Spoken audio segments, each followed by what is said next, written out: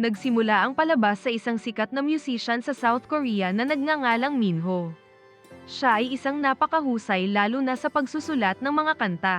Lagi siyang abala sa paglikha ng bagong musika, subalit isang araw si Minho ay natitigilan dahil hindi siya makaisip ng anumang bagong kanta.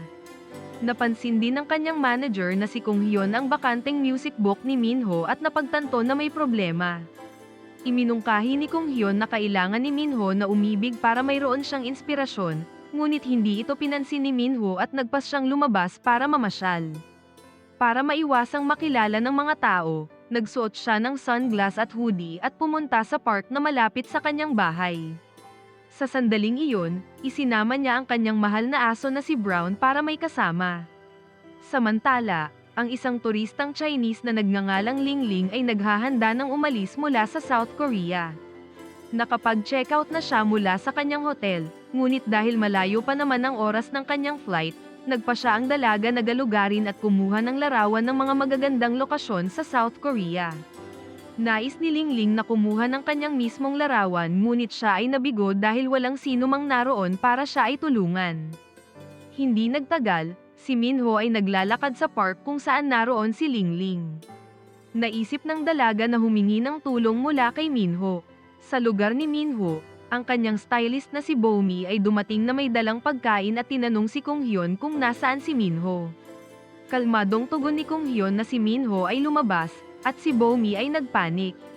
Nag-aalala siya tungkol sa kung anong suot ni Minho, dahil kung hindi maayos ang kanyang damit ay maaaring sisihin siya ng mga tagahanga at tatawagin siyang walang alam. Sa park, nilapitan ni Lingling si Minho. Sinisikap ng musikero na takpan ang kanyang mukha dahil nag-aalala ito na baka kunan siya ng sapalarang larawan. Hiniling sa kanya ni Lingling sa wikang Mandarin na kunan siya ng larawan kasama ang park. Dahil hindi ito naintindihan ni Minho, sinikap ng dalaga na sabihin sa wikang Ingles. Ngunit sa sandaling iyon, sa halip ay naisip ni Minho na gusto lang ni Lingling na kumuha ng larawan kasama siya. Suminyas ito na hindi siya maaaring magpakuha ng larawan kasama ang tagahanga. Ikinalungkot ito ni Lingling at naisip na hindi gustong tumulong ni Minho. Napagtanto ito ng musikero kaya naman ay pumayag din siya, at tinanggal ang kanyang hoodie at sunglass. Pagkatapos ay nag-pose para sa larawan, ngunit siya ay naguguluhan dahil si Lingling ay hindi kumukuha ng larawan niya. Muling ipinaliwanag ni Lingling na gusto lamang niyang magpakuha ng larawan sa park. Sa wakas ay naunawaan ito ni Minho at napahiya. Pagkatapos ay biglang hiniling ng dalaga na magpakuha ng larawan kasama si Brown na aso ni Minho. Pagkatapos tulungan ni Minho, abala si Lingling sa pakikipaglaro kay Brown. Medyo nainis naman si Minho dahil hindi man lang nagpasalamat si Lingling. Ngunit habang pinagmamasdan ni Minho si Lingling habang nakikipaglaro kay Brown, bigla siyang nagkaroon ng ideya para sa kanta. Habang hinahabol si Brown, hindi napansin ni Lingling na nalaglag ang kanyang flash drive kung saan natagpuan ito ni Minho sa kalaunan nang sila ay naghiwalay ng landas. Hindi nagtagal, si Lingling ay bumalik para ibalik si Brown kay Minho na ngayon ay tumutugtog ng kanyang gitara. Napabilib naman ang dalaga sa kanyang husay sa pagtugtog, lalo na nang binanggit ni Minho na siya ay isang musikero. Tila interesado sila sa isa't isa, kaya naman ay nagpalitan sila ng kanilang line account para makipag-ugnayan. Habang nasa daan papunta sa airport, nakatanggap si Lingling ng mensahe mula kay Minho kung saan ipinakita ang flash drive na kanyang nalaglag. Sa sandaling iyon ay napagtanto ni Lingling na nawala niya ang isang bagay na mahalaga. Sinabi niya kay Minho kung gaano kahalaga ang flash drive na iyon para sa kanya. Samantala, si Kung Hyun at Bomi ay nakaupo sa park at ini-enjoy ang ilang beer at fried chicken.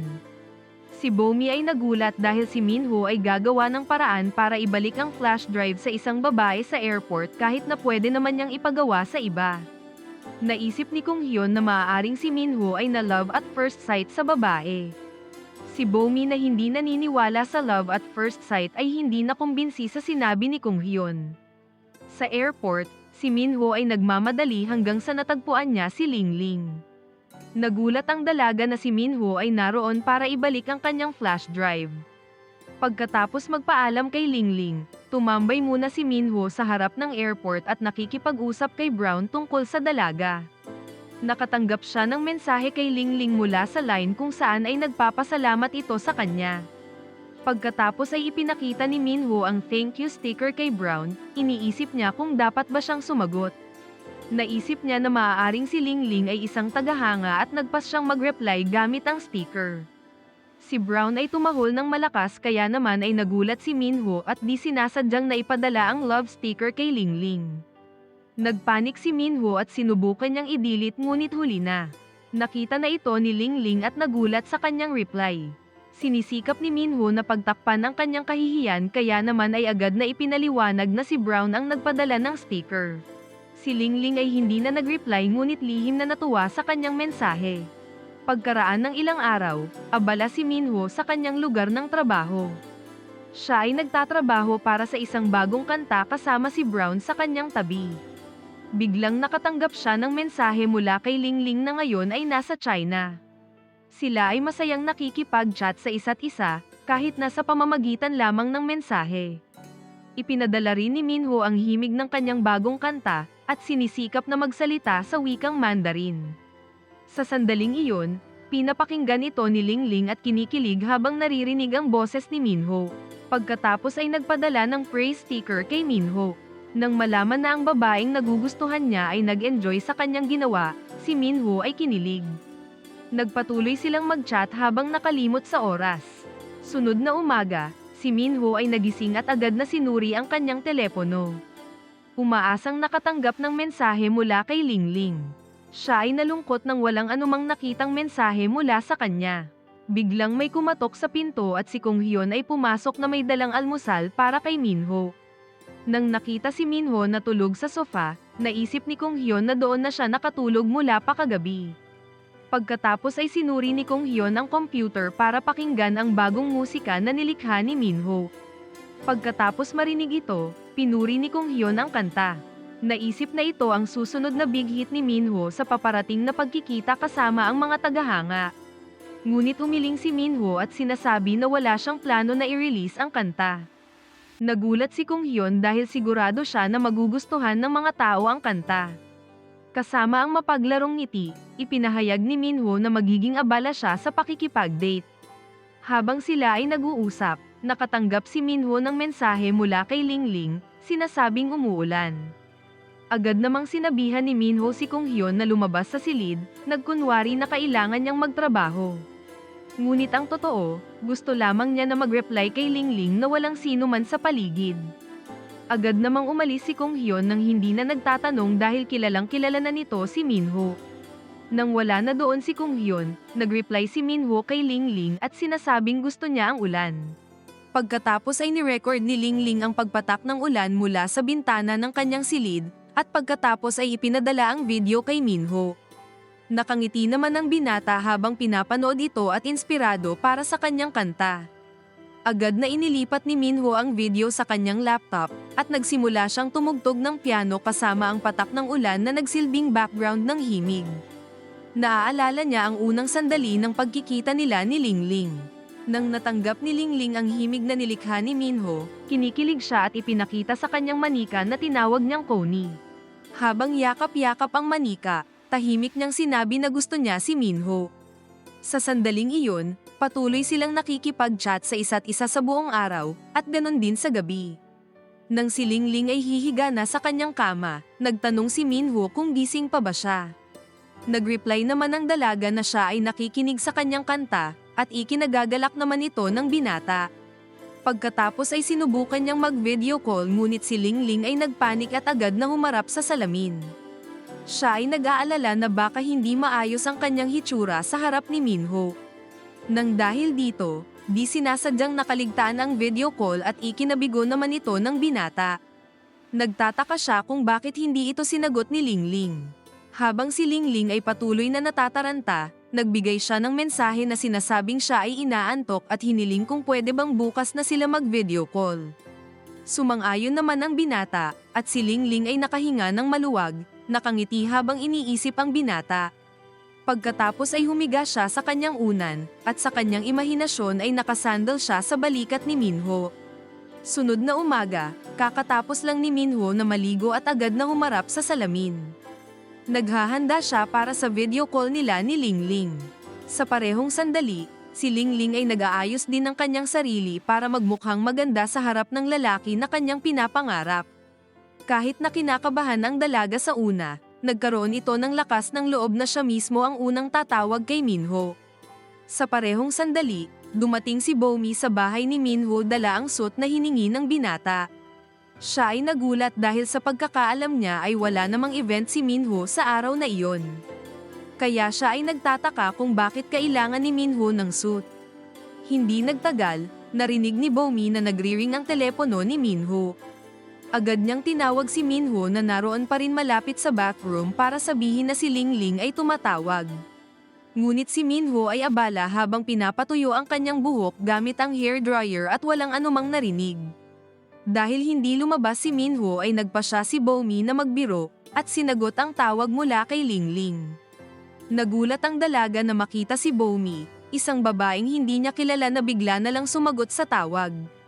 Nang walang sinasabi, agad na ibinaba ni Lingling ang tawag.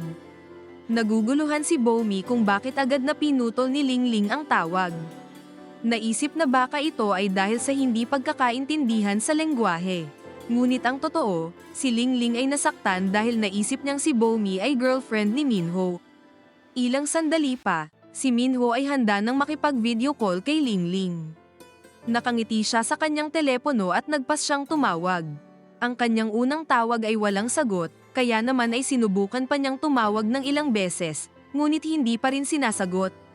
Si Minho ay nagulat at medyo nag-alala, nagtataka kung bakit hindi sinasagot ni Lingling ang kanyang tawag. Mukhang maayos naman ang lahat kagabi. Pagkatapos ay nagpadala siya ng mensahe, tinatanong kung mayroon bang nangyari. Habang naghihintay sa tugon ni Lingling, si Minho ay tumugtog ng piano habang nagtataka kung bakit hindi na sumasagot si Lingling sa kanyang mensahe at sa video call. Habang lumalalim ang gabi, lalong nalulungkot si Minho dahil hindi pa rin nagre-reply si Lingling sa kanyang mga mensahe. Siya ay nakaupo sa park at suot pa rin ang suit, kasama si Brown sa kanyang tabi. Sinisikap na mapasaya ang kanyang sarili, kaya naman ay patuloy niyang tinitignan ang kanyang telepono. Umaasa sa notification mula kay Lingling, subalit walang dumating.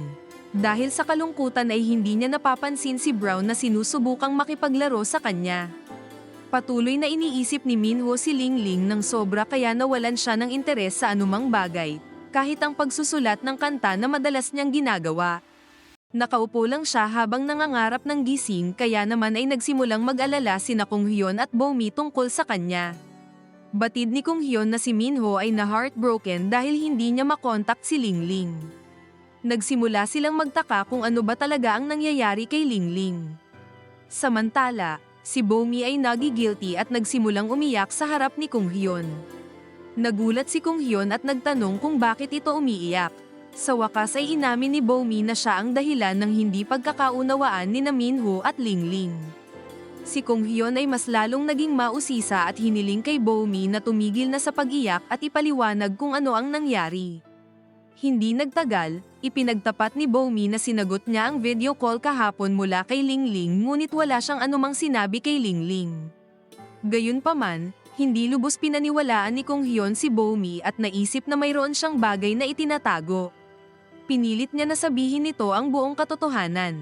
Pagkatapos ay inamin ni Bomi na sinagot niya ang tawag ni Lingling nang si Minho ay nasa bathroom. Tinutokso niya si Lingling sa pamamagitan ng pagkukunwari na siya ay girlfriend ni Minho. Nang nalaman ito, naiinis si Kung Hyun sa ginawa ni Bomi at sinabihan ito na ipaliwanag niya agad ang lahat kay Lingling. Pagkatapos ay agad na nagpadala ng mensahe si Bomi kay Lingling at sinisikap na ipaliwanag ang totoong nangyari. Tulad ni Minho, si Lingling ay na-heartbroken at nagpas siyang magmukmok na lang sa kanyang kwarto. Hindi niya pinapansin ang sinumang tumatawag sa kanya mula sa labas ng kwarto. Hinihiling sa kanya na kumain. Tugon lamang ni Lingling na hindi siya nagugutom at ayaw niyang maistorbo. Ilang sandali pa, nagring ang telepono ni Lingling kasama ang ilang mga mensahe.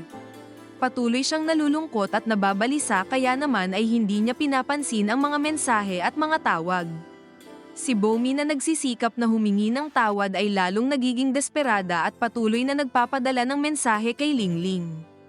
Para liwanagin ang hindi pagkakaunawaan, si Bomi ay pasimpleng kumuha ng larawan ni Kong Hyun at ipinadala kay Lingling. Sinasabing si Kong Hyun ay ang kanyang boyfriend. Nang nakita ito ni Kong Hyun ay nagtanong kung bakit sinabi ni Bomi kay Lingling na siya ang kanyang boyfriend. Agad na ipinaliwanag ni Bomi na wala siyang ibang paraan para makumbinsi si Lingling na hindi siya girlfriend ni Minho. Lihim na napangiti si Kong Hyun, kinilig ito nang tinawag siyang boyfriend ni Bomi kahit na ito ay pagpapanggap lamang, habang si Bomi ay napahiya. Kalaunan, si Minho ay nasa recording studio habang sinusuri ang mga awit na gumagawa ng cover sa kanyang kanta. Sa likod niya, si Kong Hyun at Bomi ay abala sa kanilang telepono. Nagchat-chat sila sa isa't isa kung ano ang ginawa ni Bomi kanina. Sa ilang saglit ay pareho nilang nagugustuhan ang isa't isa. Sa wakas ay pareho nilang inamin ang kanilang nararamdaman, at plano nilang sabihin kay Minho ang tungkol sa kanilang relasyon. Habang sila ay nahihiyang nagtitinginan, si Minho ay lumingon at sa wakas ay napansin niya na mayroong espesyal na bagay na nangyayari sa pagitan ng kanyang manager at sa kanyang stylist. Dinala ni Minho sina Kong Hyun at Bomi sa labas ng recording studio para tanungin sila tungkol sa kanilang relasyon. Humingi din siya ng tulong mula sa dalawa para linawin ang hindi nila pagkakaunawaan ni Lingling. Sumang-ayon naman si Bomi ngunit inamin niya na hindi niya magagawang mag-isa, at sumulyap kay Kong Hyun para sa suporta. Kahit na medyo nag-aatubili, si Kong Hyun ay sumang-ayon na tumulong ngunit sa isang kondisyon na ipangako ni Minho na tapusin ang kanyang kanta at ipagpatuloy ang planong world tour. Sumang-ayon si Minho sa mga kondisyon ni Kong Hyun. Sa kabilang banda, si Lingling ay nakatanggap ng surprise package. Binuksan ito at nakita ang dalawang manika kasama ang plane ticket papunta sa South Korea at ito ay nakapangalan sa kanya. Gamit ang ticket, si Lingling ay muling bumiyahe sa South Korea kung saan tinanggap siya ni Bomi at Kong Hyun na may dalang malaking banner sa airport. Nagulat si Lingling na makita ang manager at ang stylist ni Minho na naroon, lalo na nang niyaya siyang pumunta sa isang lugar. Naglakad sila patungo sa ground floor ng airport hanggang sa napansin ni Lingling ang karamihan ng tao. Nakiusap sina Kong Hyun at Bomi sa mga tao na paraanin sila. Pagkatapos ay nakita ni Lingling ang isang piano na may dekorasyon ng mga romantikong bulaklak. Hindi nagtagal, si Minho ay nagpakita at umupo sa harap ng piano. Ikinagulat ito ni Lingling at naisip na si Minho ay nagsasagawa ng pakikipagkita sa mga tagahanga. Bago tumugtog si Minho, nagpadala siya ng mensahe kay Lingling, sinasabing ang kanyang performance ay para sa kanya. Habang binabasa ng dalaga ang mensahe, namula ang kanyang pisngi habang ang karamihan ay nagpalakpakan habang nakikinig sa magandang musika na tinutugtog ni Minho. Sa sandali ng performance, patuloy na nakangiti at puno ng kagalakan ang dalaga. Habang si Minho ay tumutugtog, naalala niya ang kanilang unang pagkikita sa park at ang hindi pagkakaunawaan na nangyari kailan lang. Sa pagtatapos ng kabuuan ng serye, tapos na si Minho sa pagtugtog ng piano at tumingin kay Lingling. Habang paalis ang mga tagapanood, lumapit siya kay Lingling habang nakangiti.